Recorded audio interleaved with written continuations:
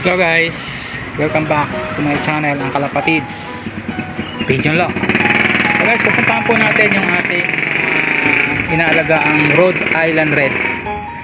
At i-update ko po kayo regarding po dun sa sinasabi ko sa inyo na napapisa po natin sa ating incubator. So, let's go! Ayan guys, ito na po yung ating mga rooster, yung ating rooster at saka yung pong ating hen. Ayan.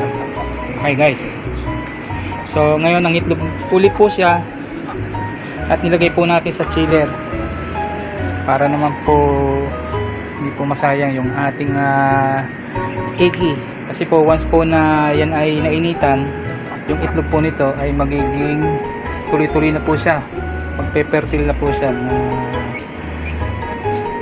sa Rhode Island. So yan, ito po yung ating mga pinapisa dito po sa ating incubator. Ayan, tapang. Ayan guys, subukin po natin. Ayan guys, oh. Yan po yung ating mga napapisa dito. Ayan, oh.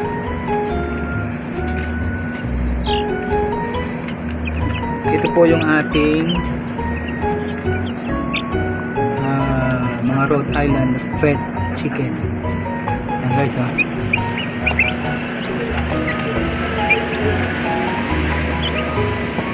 Ito po yung iba. Yung iba po dyan ay anak po ng ating native chicken. Nakakross po dito sa ating Rhode Island rooster. Ayan.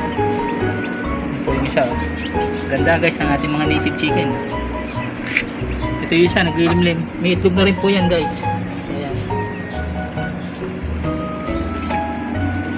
Ito po yung anak nitong ating hen. Yan po yung anak. Ayan, ito. Yan ang mga anak. Ayan guys, magpaparami na tayo ng ating Rhode Island Red. At mamaya nga po ay papakita ko sa inyo yung ating mga grower sa kabila. Ayan, laki ng lao. Tapos di pala lumaki na ito mga ito.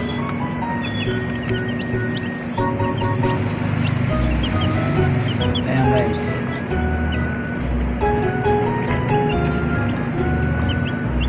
binibigyan po natin sila ng malunggay. Ayan, itong patukan nila guys, may halo po yung malunggay, no?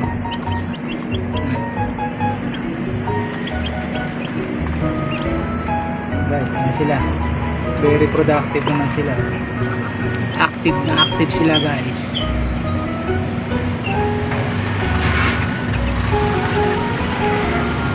Meron tayong isang sisiw dito na tinulungan po natin nung siya nasa itlog pa lamang. So ito po ang naging diferensya niya. Saan na ba yun? Teka, hindi ito. Ayun guys, ayun. Ito. Ayun, oh. Makikita nyo ba yung paa? Ayan, ah. Medyo malabo yung ating camera. Ayan guys, tingnan nyo yung paa.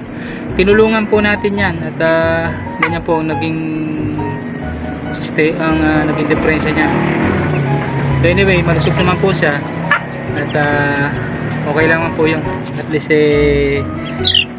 nasubukan po natin kung ano mangyayari kapag tinulungan po natin yung ating mga papisa na nasa incubator. Kaya po ngayon ay hindi na po natin tinutulungan at bahala na po sila kung sila ay mamimisa o hindi. Basta ang malaga ay na-testing na po natin. Ayan guys, so punta po tayo doon sa kabila at pakikita ko po sa inyo yung ating mga growing chicken. Hello guys, welcome back sa ating channel, ang Kalapatids Pigeon Law. So ayan guys, ito po yung ating bagong alaga na Rhode Island Red. Pinagdadami na po natin sila. Ayan, oh, malalaki na po ang ating mga Rhode Island Red. Mabibilis po sila lumaki guys. Kaya wala na pong pagkain at ating pong i-prepare ang kanilang mga pagkain. Ayan guys, napakaganda ng ating mga Rhode Island Red. Ayan, mabibili sila lumaki oh. Dati nung kinuha natin, siguro po mga 1 week old lang nung kinuha natin. So mga ilang araw lang oh. Guys oh, nasa patuka din siguro. Ayan, i-prepare po muna natin ang kanilang mga pagkain. Ayan guys, welcome back ulit sa ating channel, ang Kalapatids Pigeon Love. Ayan guys, ito po yung ating bagong alaga. Ito po ang ating Rhode Island Red Chicken. Ayan po guys, ito naman po ang ating tututukan para naman po medyo maganda po ang kitaan dito sa Rhode Island Red Heritage Chicken. Ipapadami po tayo nito para naman po meron tayong magamit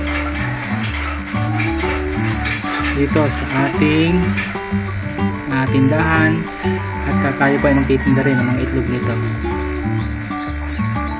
So, ayan guys, nandito na lang po.